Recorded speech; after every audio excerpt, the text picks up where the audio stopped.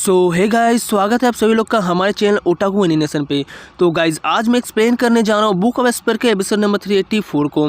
दोस्तों वीडियो शुरू करने से पहले मैं आप लोगों से कुछ पूछना चाहता हूँ। मैं हर वीडियो में आप लोगों से पूछता हूँ कि मेरी एक्सप्लेनेशन आप लोगों को कैसी लगती है, प्लीज़ कमेंट में ज़रूर बताइएगा। लेकिन आप लोगों में से कोई भी मुझे ये कमेंट में नहीं बताता है, तो मैं आप लोगों से एक छोटी सी रिक्वेस्ट करता हूँ कि प्लीज़ एक बार कमेंट में जाकर मुझे ये बता दीजिएगा कि मेरी एक्सप्लेनेशन आपको कैसी लगती है, क्योंकि मुझे पता होना चाहिए कि मैं आपको अच्छी तरीके से एक्सप्लेन कर पा रहा हूँ या नहीं वीडियो को। तो प्लीज़ दोस्तों मुझे एक बार कमेंट में जरूर बता दीजिएगा। तो चलिए वीडियो को शुरू करते हैं। तो इस एपिसोड के स्टार्टिंग में जूफन अपने दिल को इशारा करते हुए कहता है कि इसकी वजह से, तो ये सुनी यूनाई भी कहता है कि हाँ बिल्कुल सही, क्योंकि मेरा हार्ट भी यही चाहता है कि मैं उन्हें अकेले इस मुसीबत को झेलने नहीं दूंगा।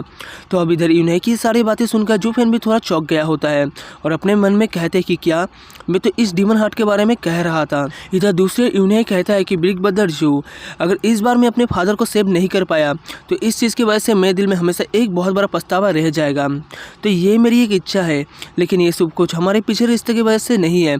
आई होप आप मेरी बात को समझ रहे होंगे और मेरी इस सब में हेल्प करेंगे। इतना कहकर कि यूनाई भरोसे भरी नज़रों से जूफन की ओर देखने लगता है। तो अब इधर यूनाई की सारी बातें सुनकर ये सब देख करके जूफन भी पहले तो हल्की सी एक स्माइल करता है और कहता है एल्डर यान, जाओ यंग संग जी को बुला कर लाओ, हम तीनों लेंगुस घाटी जाने वाले हैं। तो अब इधर जूफन की ये बातें सुनकर मेडिसिन किंग यानी कि एल्डर यान भी काफ़ी ज़्यादा हैरान हो जाता है और जूफन से कहता है कि स्टीवर जू, क्या आप सच में उन्हें बचाने के लिए जाने वाले हैं? मगर लेकिन क्या होगा अगर वो फिर से एम्पायर की वजह से लड़ने लगे तो? इस वजह से तो हम लोग बहुत बड़ी मुसीबत में फंस जाएंगे। तो ये सुन जूफन कहता है कि कोई बात नहीं, इससे कोई फर्क नहीं पड़ता। मैं कोई हड्डियों का पुराना थैला बचाने के लिए नहीं जा रहा हूँ, बल्कि मैं अपने क्लैन के क्लैन हेड का आदेश सुन रहा हूँ और अब उनका स्टीवर होने के नाते मैं उनकी मदद के लिए अपनी ओर से सब कुछ करूँगा। इतना कहेगा कि जूफन मार्शल डो की मदद के लिए तैयार हो जाता है, जिसके बाद अगले सीन में हमें फिर से लेंगुस घाटी को दिखाया जाता है। इसी के साथ हमें शैडो किंग के रेड मिस्ट को दिखाया जाता है, जो कि लेंगुस घाटी के अंदर जा रही होती है। और हालांकि उस मिस्ट को अंदर जाते हुए वाइन ओल भी सेंस कर लेता है, लेकिन वो मिस्ट की ओर ज़्यादा ध्यान नहीं देता और उसे इग्नोर करता है। इसी के साथ अगला सीन हमें लेंगुस घाटी के अंदर का दिखाया जाता है, जहाँ पे चारों भाई वहीं पर बैठकर मदद का इंतजार कर रहे होते हैं।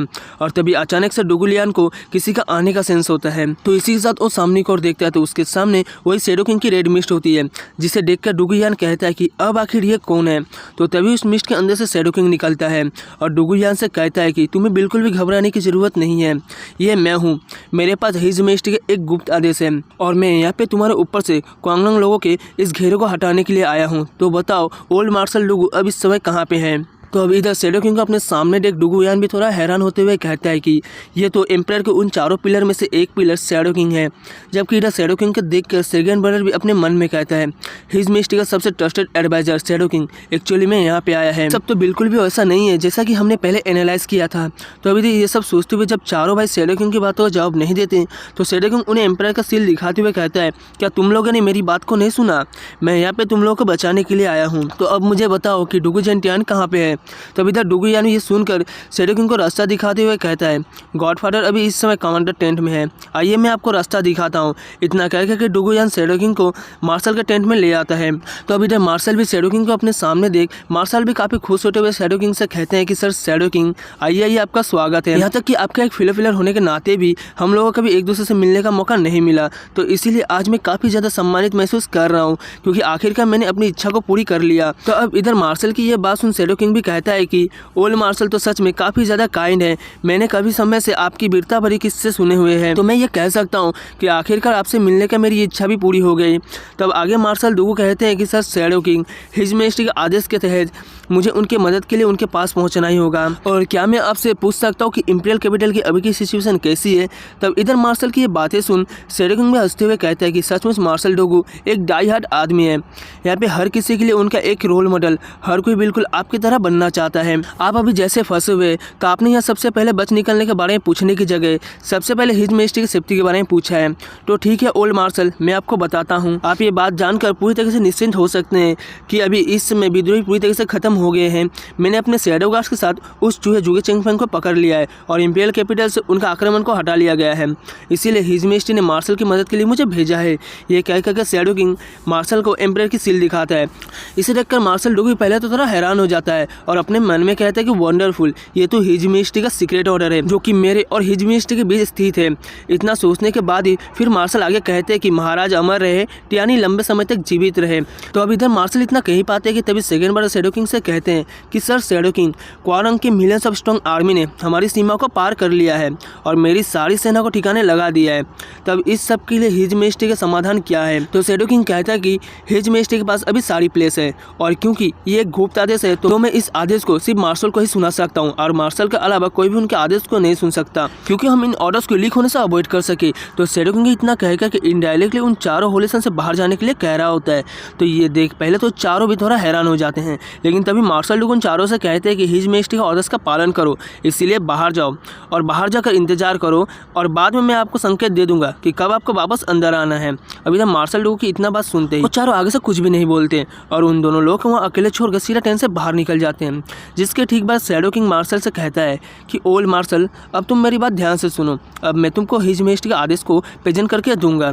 इतना कहकर के शैडो किंग मार्शल के बहुत ज़्यादा करीबी यानी कि ठीक उनके सामने आ जाते हैं और मार्शल डोगो की छाती पे अपना हाथ रखते हुए कहते हैं कि ओल्ड मार्शल। इतना कहते ही शैडो किंग अपनी सारी पावर्स को अपने हैंड में रिलीज करता है, जिस वजह से वो मार्शल के ऊपर एक जोरदार अटैक करता है और उस अटैक की फोर्स इतनी ज़्यादा होती है कि उस अटैक की वजह से मार्शल भी काफ़ी ज़्यादा घायल हो जाते हैं। उनके मुंह से खून निकलने लगता है और दर्द में वो नीचे जमीन पर बैठ जाते हैं। इसके बाद वो जैसे जैसे अपने दर्द को सहते हुए गुस्से में शैडो किंग की ओर देखता है और उससे कहते हैं कि तुम भी उस विधवा जुगी चेंगफेंग के साथ मिल गए हो। तो ये सुन शैडो किंग कहता है कि डुगु जेंटियान, तुम युद्ध में बहुत ज़्यादा अच्छे हो, लेकिन फिर तुम पॉलिटिक्स में इतना ज़्यादा कंफ्यूज कैसे हो? जुगी चेंगफेंग कब का अनकंफर्टेबली जेल में बैठा हुआ है और अब वो फिर से कभी दिन का रोशनी को देख नहीं सकता। तो इसीलिए जो तुम्हारी और तुम्हारी आर्मी के पीछे पड़ा हुआ है वो और कोई नहीं बल्कि खुद हिज मेजेस्टी है। तो अभी एम्पायर के बारे में ये सुन मार्शल डोगो तो टोटली शॉक हो गए होते हैं। उनके पूरे चेहरे से पसीने छूटने लगते हैं। उन्हें अब तक इस बात के ऊपर बिल्कुल भी यकीन नहीं हो रहा होता है कि इस सब के पीछे हिज मेजेस्टी है। वो चिल्लाते हुए शैडो किंग से कहता है कि अपनी बकवास करना बंद करो, मैं हमेशा से हिज मेजेस्टी के लिए लॉयल रहा हूँ, तो हिज मेजेस्टी आखिर मेरे साथ ऐसा क्यों करेंगे? तो शैडो किंग कहता है कि हाँ बिल्कुल सही, जैसा कि हिज मेजेस्टी ने कहा, यहाँ पे कोई भी डुगु जेंटियान के अलावा अपनी कंट्री अपनी लॉर्ड के प्रति समर्पित नहीं है जितने की आप हो मार्शल। तो इसीलिए मैं आपको बताता हूँ कि ऐसा करने से हिज मेजेस्टी खुद फट गई। ओ महामहिम ने मुझे ये बताने के लिए कहा था कि आपने टियानी के भलाई के कारण अपना सारा जीवन लगा दिया और अब आपके लिए आराम करने का समय आ गया है। तब शैडो किंग की ये बात सुनने के बाद मार्शल डोगो और भी ज़्यादा टूट गए होते हैं।